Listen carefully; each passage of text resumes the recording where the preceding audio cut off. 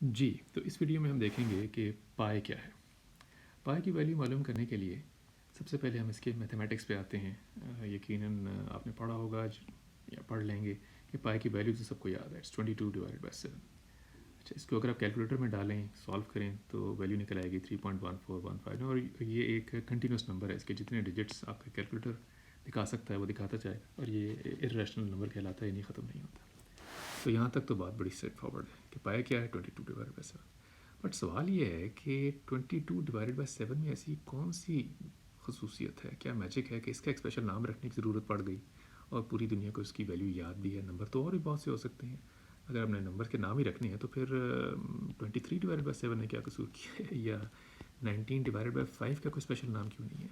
आखिर इस नंबर में ऐसी कौन सी बात है कि इसके ऊपर इतनी तवज्जो दी जाती है और उसको डिफ़ाइन किया जाता है और उसका एक नाम रखा जाता है। इस सवाल का जवाब देने के लिए थोड़ी देर के लिए अब हम जाएंगे ज्योमेट्री की तरफ। अच्छा, ज्योमेट्री में अगर हम जाएं तो हम देखते हैं कि सर्कमफ्रेंस का एक फार्मूला होता है 2πr। अच्छा, सर्कमफ्रेंस जो है by the way that is the, जो एक सर्कल का बॉर्डर होता है, इसकी जो लंबाई होती है ये है, तो ये गोलाई में, लेकिन अगर इसको मैं नाप सकूँ या नापूँ तो इसको सर्कमफ्रेंस कहते हैं। आर इज़ द रेडियस, यानी सेंटर से लेके एच तक का डिस्टेंस, और आर को अगर 2 से मल्टीप्लाई कर दिया जाए तो 2r is equal to the diameter, यानी कि पूरी की पूरी एक लाइन जो सेंटर से गुजर रही है। तो फार्मूला को हम लिख सकते हैं circumference is equal to pi multiply by diameter, C is equal to pi D. इस फार्मूले को अगर मैं सॉल्व कर लूँ पाई के लिए तो डी उधर चला जाएगा, डिनोमिनेटर में आ जाएगा, सिंपल मैथमेटिक्स है। सो पाई की वैल्यू निकल आती है pi is equal to C over D. यानी हम ये कह रहे हैं कि जो पाई जो है बराबर है सर्कल के सर्कमफ्रेंस के, इसकी लंबाई के, और उसके डायमीटर के, यानी इस लंबाई के। अच्छा, ये तो मैथमेटिक्स से और ज्योमेट्री से हमें नज़र आ गया। लेकिन थोड़ी देर पहले हमने ये भी कहा कि पाई इज इक्वल टू 22/7 और 22/7 एक फिक्स्ड कांस्टेंट वैल्यू है, ये चेंज नहीं होती।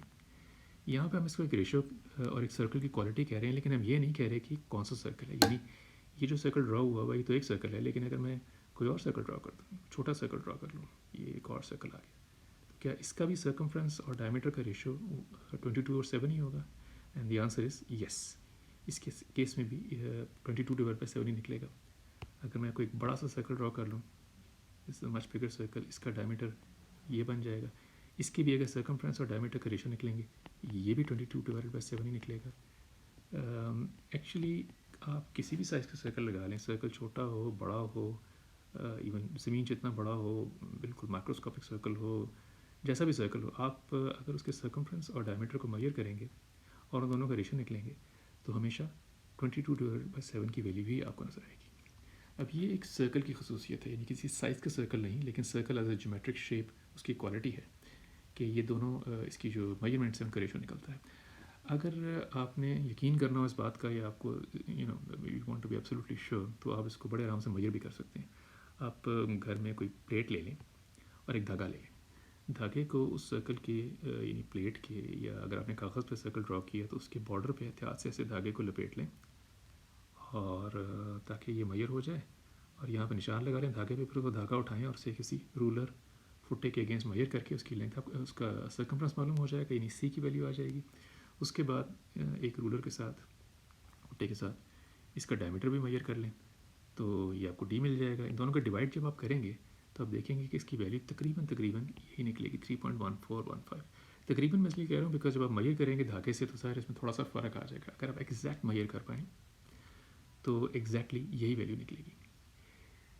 मल्टीपल तारे लगा के देख लें, मल्टीपल साइज़ की प्लेटें लेके देख लें, जब भी आप एक सर्कल की बात करेंगे तो इसके सर्कमफ्रेंस और डायमीटर का रेशियो हमेशा हमेशा 22/7 ही निकलेगा।